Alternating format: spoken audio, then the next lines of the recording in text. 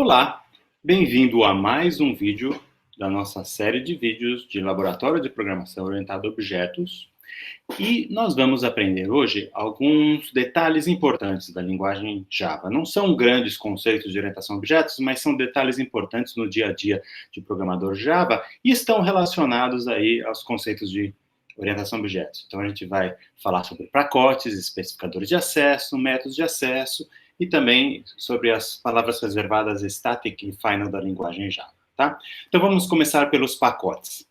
A ideia é que pacotes são uma forma de organizar classes. Quando a gente desenvolve um sistema de grande porte em Java, a gente vai ter dezenas, às vezes centenas, em alguns casos milhares de classes. Então, para organizar essas classes, em vez de deixar todas elas no mesmo diretório, na mesma pasta do nosso sistema operacional, o que a gente faz é organizar em diferentes pacotes de acordo com as diferentes funcionalidades que aquelas classes implementam. Tá? Em particular, Java já vem com toda uma biblioteca de classes e ela é organizada em pacotes. Então, por exemplo, quando a gente fala da classe Java Lang Math, a gente está falando que a classe Math está dentro desse pacote Java e no subpacote Lang, que é da linguagem Java. Né? Quando tem a classe Vector, que é uma classe que ajuda a implementar uma coleção de objetos na forma de um vetor linear que pode crescer e decrescer dinamicamente, ele está dentro desse pacote que chama java.util. Nós poderíamos também organizar as nossas próprias classes dentro de pacotes. Daí a gente dá um nome para o pacote. Então, por exemplo, eu podia ter um pacote de conversão, onde dentro do pacote eu tenho várias classes aí para diferentes tipos de conversão. Então, eu poderia ter um pacote em conversão, chamada conversão, tudo em minúsculas, e daí para me referir a essa classe seria conversão ponto, e daí o nome da classe. Por exemplo, conversor de temperatura. Eu poderia ter também no mesmo pacote uma outra classe chamada conversor de distância. Uma coisa que a gente vê com bastante frequência é usar como nome de pacote o endereço de uma determinada instituição, que pode ser uma empresa, pode ser uma universidade. E o que a gente faz normalmente é pega a URL dessa instituição e faz ela ao contrário. Então, por exemplo, a URL do IME, onde eu trabalho, é IME-USP-BR. Então, a gente poderia organizar as classes desenvolvidas no IME num pacote chamado br.usp.ime. Dentro dela, poderia, por exemplo, ter uma classe chamada Biblioteca de Músicas. Vamos ver um exemplo disso no Eclipse? Então, entrando aqui no Eclipse, eu já tinha aberto um projeto. Se eu vier aqui no diretório de source, eu clicando no botão da direita, eu posso falar, quero criar um novo pacote. Ao criar um novo pacote, ele pergunta qual é o nome desse pacote. Só a título de exemplo, eu vou botar isso, br.usp.ime. Tá? E vou pedir aqui para criar esse pacote. Pronto, criou aqui o pacote br.usp.ime. Agora eu posso criar uma classe aqui dentro. Então, nova classe. Eu vou estar falando que essa classe ela está dentro aqui do pacote br.usp.ime. E eu vou chamar ela de biblioteca de músicas. Né? E mandar criar aqui. Ó, ele já criou essa classe, biblioteca de músicas, e note que ele já colocou esse comando aqui, package br.usp.ime. Esse comando package indica que essa classe está dentro daquele pacote. Além disso, apareceu aqui biblioteca de músicas.java dentro desse pacote br.usp.ime. Se a gente for no terminal, a gente vai ver que apesar de aqui aparecer numa linha só br.usp.ime, ele cria um diretório, uma pasta no seu sistema de arquivos para cada uma dessas componentes de br.usp.ime. Então, eu vou vir aqui no meu terminal, se a gente for no diretório do Eclipse, aqui o workspace do Eclipse, e listar as coisas, o projeto se chama Olá Mundo, né? Que era o projeto que eu tinha criado ali. Dentro, a gente vê, ó, dentro do source, o que temos lá? Ele criou aqui esse diretório BR. Se eu entrar dentro do BR, o que temos lá? Tem o diretório USP. Se eu entrar dentro do USP, o que temos lá? Tem o diretório IME. Se eu entrar dentro do IME, o que temos lá? Aí sim, temos essa biblioteca de músicas, que é aquele arquivo .java, tá? Então, só para mostrar como fica isso, os arquivos .java vão ficar, então, em diretórios do sistema de arquivos correspondente aos nomes dos pacotes. Tá? Então, esses são os pacotes da linguagem Java, que nada mais é que uma forma de organizar um grande conjunto de classes. Tá? Então, vamos continuar. O próximo tópico que a gente vai ver são os especificadores de acesso, tá? Que eles definem quem tem o direito de acessar atributos ou métodos de uma determinada classe. Java define alguns tipos de especificador de acesso. A palavra reservada public indica que qualquer um pode acessar aquele atributo ou método. Então, se eu tenho um método public, qualquer um de qualquer outra classe, de qualquer outro lugar, de qualquer outro pacote pode acessar aquele método. A mesma coisa num atributo, tá? Então, um atributo public, qualquer um pode acessar, o que é uma coisa muito boa em termos de orientação a objetos, né? Porque a gente tem aquela ideia de encapsulamento, a gente disse que o ideal é que os objetos encapsulem os dados e o código que manipula aqueles dados. Então, o código que manipula os dados devia estar só dentro de um único objeto. Idealmente, outros objetos outras classes não deveriam ter acesso àqueles atributos de um determinado objeto. Então, normalmente, não é muito bom ter atributos public. Métodos, tudo bem. Outro tipo, o outro caso extremo, é private. Quando a gente diz que um determinado atributo é private, ninguém mais pode mexer naquele atributo a não ser a própria classe. Tá? É a mesma coisa com um método. Um método private, apenas outros métodos daquela mesma classe é que vão ter acesso àquele método. E o próprio compilador vai barrar esse tipo de acesso. Tem um caso intermediário que é o protected. No caso do protected, não só a própria classe pode acessar os atributos e métodos, como as subclasses também podem acessar. Outras classes que não têm essa relação de herança não vão poder acessar esses atributos e métodos, mas se eu tenho uma subclasse, ou uma subclasse de uma subclasse de uma subclasse, de uma classe que tem um atributo, de uma superclasse que tem um atributo, aí sim eu posso acessar quando é protected. E, finalmente, tem o último caso aqui, que seria o padrão, é o default quando a gente não diz nada. Se a gente não diz nada, o que vale é o pacote. Outras classes que estão dentro do mesmo pacote, que lá no sistema de arquivos está no mesmo diretório, vão ter acesso aos métodos e atributos no qual eu não especifiquei o acesso. Já os classes de outros pacotes não vão ter acesso, esse aqui é o padrão, tá? Então, normalmente, a gente vai deixar ou o padrão, ou a gente vai colocar private nos atributos, em alguns casos a gente vai colocar protected também nesses atributos, tá? Então, isso é muito importante para a gente controlar o acesso, para garantir um melhor encapsulamento dos dados na nossa arquitetura orientada a objetos, tá? Continuando, vamos dar uma olhada nos métodos de acesso. A ideia aqui é fornecer uma forma controlada de dar acesso a atributos que estão protegidas ali com aquele private. Tá? Então, a ideia é a seguinte: não é uma boa ideia acessar diretamente os atributos das classes, principalmente de outras classes que não a classe na qual a gente está trabalhando no momento, pois isso viola o encapsulamento. Tá? Então, o mais legal é colocar private ou protected nos atributos. Tá? Então, essa é a solução comum em Java, a gente coloca esse private nos atributos, e daí a gente cria métodos de acesso. E esses métodos de acesso são chamados em Java de getters e setters.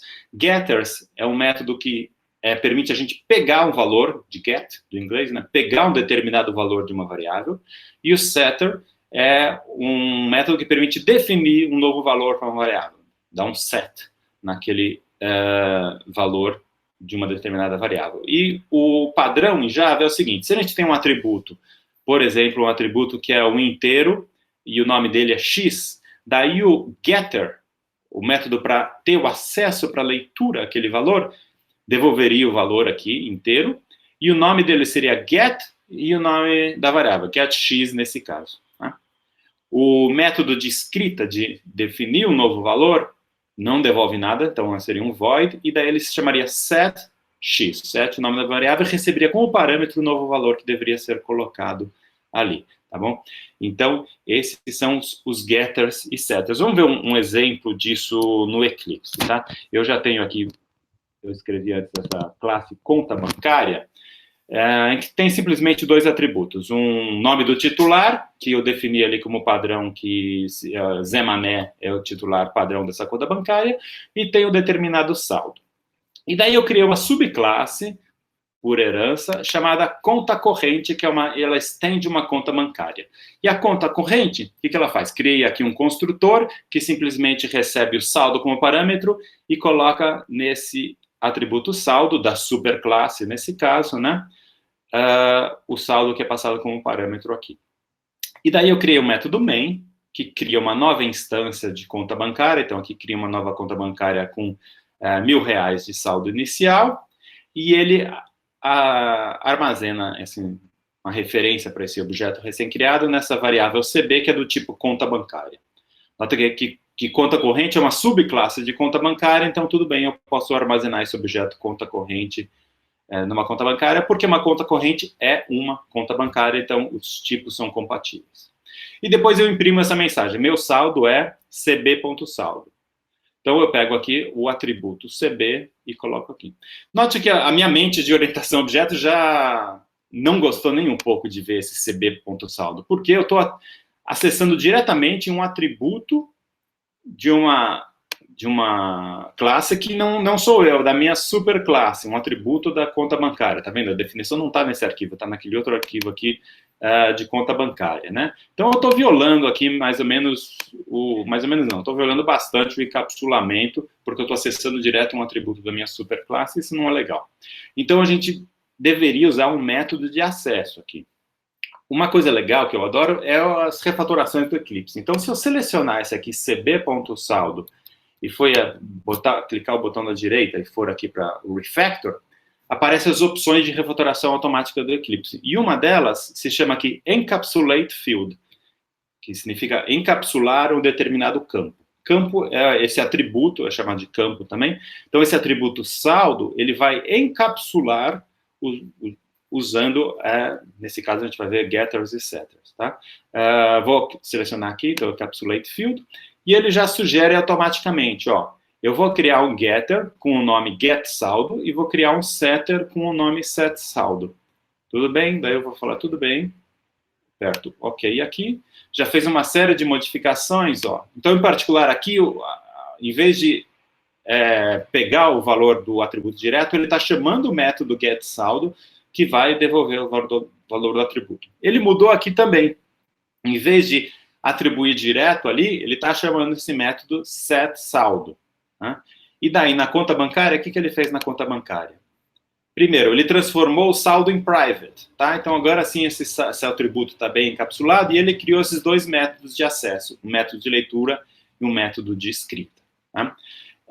Tem várias vantagens de fazer isso aqui em termos de encapsulamento. A gente vai ver que em sistemas mais complexos, a gente pode colocar mais código dentro desses getters e setters. Em particular, a gente poderia colocar um código mais rígido de controle de acesso, que, por exemplo, verificaria quem é o usuário que está tentando fazer esse acesso. De acordo com o usuário, a gente veria se esse usuário tem direito de acesso àquela informação ou não, e se ele não tem direito, a gente barra esse acesso. Tá? A mesma coisa para alterar o valor. A gente poderia verificar se o usuário tem direito de acessar para alterar esse determinado valor. Outra coisa que a gente poderia fazer, a gente poderia gravar um log, um registro de todas as alterações que estão sendo feitas, quem fez a alteração, quando. Isso seria bom para uma auditoria no sistema, né? Se alguém mexe alguma coisa no sistema, a gente poderia posteriormente verificar quem que mexeu. E daí, para isso, eu teria que acrescentar novos códigos dentro desses getters e setters, tá? Outra coisa, futuramente, pode ser, se mudar o nome do saldo aqui, eu poderia manter esta mudança restrita dentro da classe conta bancária. Eu não precisaria ficar mexendo nas outras classes. Tá? Então, usar esses getters e setters garante um maior encapsulamento e tem várias vantagens. Tá bom?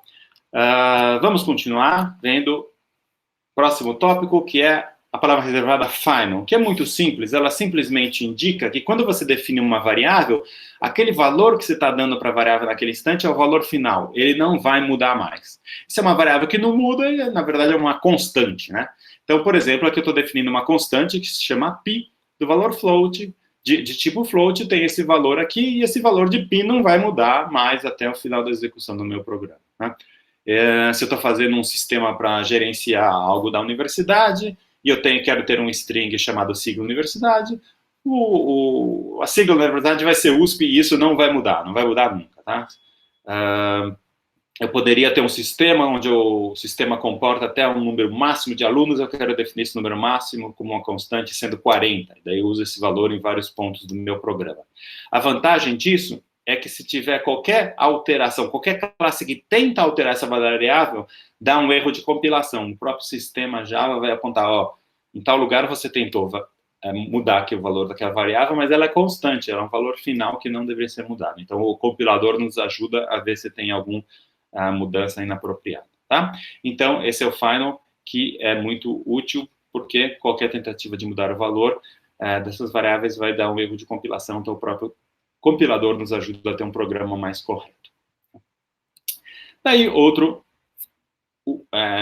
palavra reservada que é útil para a gente é o static. O static, ele pode estar antes de um atributo ou antes de um método. Se ele está antes de um atributo, ele indica que aquela variável não é uma variável dos objetos, das instâncias, é uma variável da classe.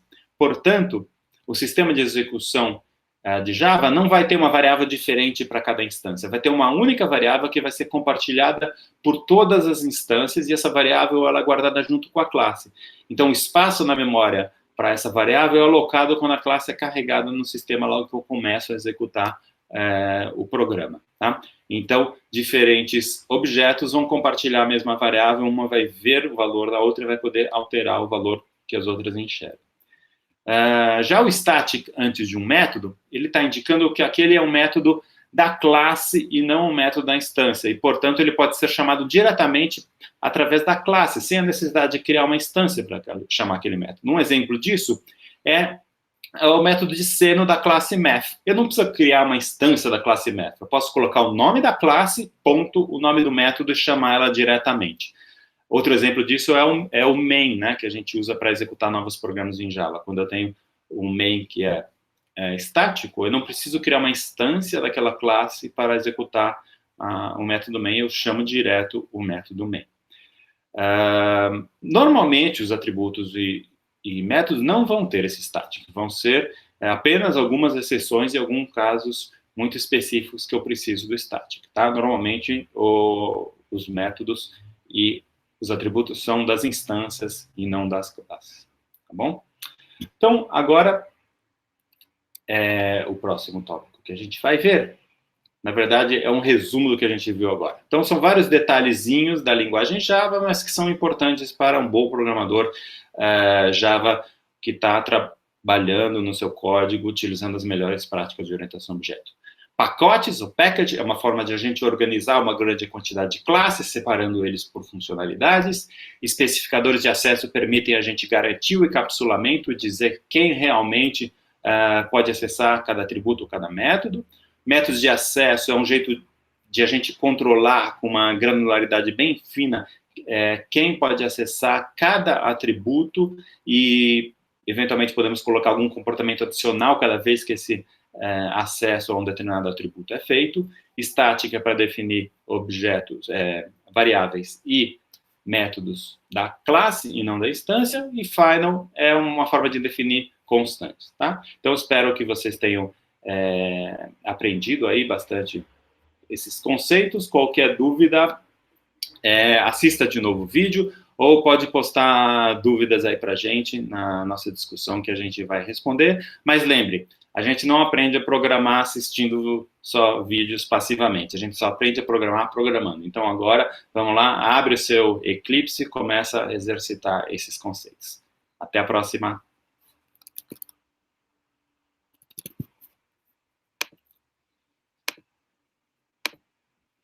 Tchauzinho!